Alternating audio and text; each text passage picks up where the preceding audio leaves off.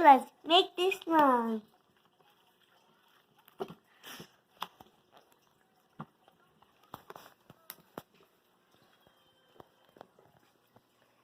Now chop.